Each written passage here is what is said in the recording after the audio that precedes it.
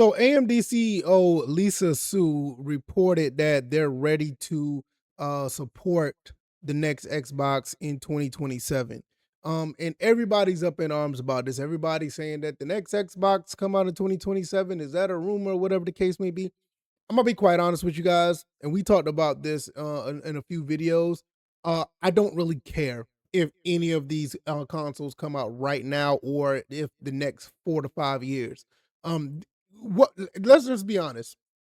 What's going to be a part of this next Xbox? What games are we going to get? What kind of situation we going to have where it's really going to feel next generation? Because the way I'm looking at things right now, everything is completely stagnant when it comes to gaming. Everything is going towards the AI market as far as technology. And to be honest, with the RAM prices and everything is just stagnant. So I'm not sitting here saying that they're lying, but we just got to be honest. We just don't know and really don't care. Let's go look at this article. I just want to look at it, skim through it a little bit, give my thoughts and opinions on it. And for the most part, you kind of know where I'm standing at. But if you still rock with me, I really appreciate it. In this channel, we talk about gaming and everything under that umbrella. We go live, do all the other good stuff. But this right here kind of got me a little peeved a little bit because this right here is this is crazy. So AMD CEO says next gen Xbox could launch as soon as 2027. Xbox chipset partners is quote ready to support our launch in 2027. Let's say as part of AMD quarterly earnings call, CEO Lisa Su revealed that Xbox console launch could be sooner than expected. The Verge reports development of Microsoft next gen Xbox featuring AMD semi-custom system on a chip is progressing well to support 2027 launch or launch in 2027. So all it means is they have enough chips. AMD have enough chips to support the launch. That doesn't mean that the Xbox is going to be released in 2027. And to be quite honest, if they have enough to support the launch, that means that they're not going to have enough other things that put the Xbox together to launch in 2027. They're all is just saying that AMD is ready.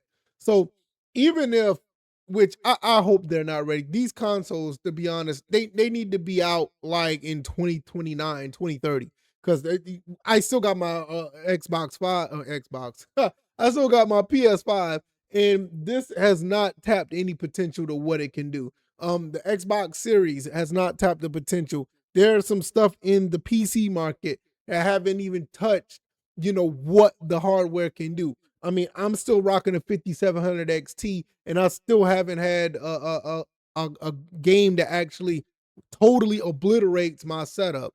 3900X, 5700 XT. I'm still running games at 4K, at least at 60 frames per second on most games at medium settings, and I'm doing bonkers on 1440p. These PCs, I mean, these consoles, I don't know what's going on with this, but hey, push forward without the software. Be my guest. The statement doesn't confirm that a new Xbox will release in 2027, but it shows that AMD style partnership will be ready. I just said that. If Microsoft is indeed targeting the 2027 and release for the next gen Xbox consoles, it will go against earlier leaks suggesting the 2028 release window, which I think, I'm okay with the 2028 release. I'm just okay with it. It's not like, oh, that'll be good.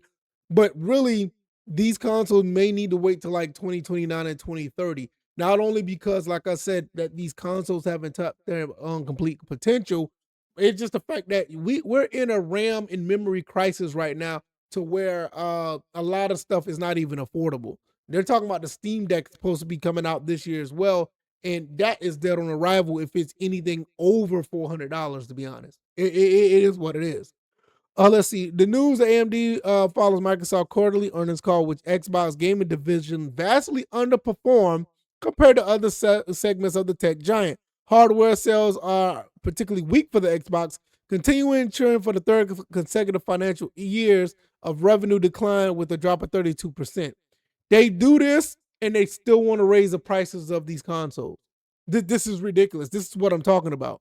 I look at this to where we're looking at the prices of these consoles are still going up. They're not making money off of them, and they're still going to drop another console within a year from now or 2 years from now. I'm gonna tell you what they need to do. And I know this sounds crazy, but you catch more bees with honey than vinegar, Xbox.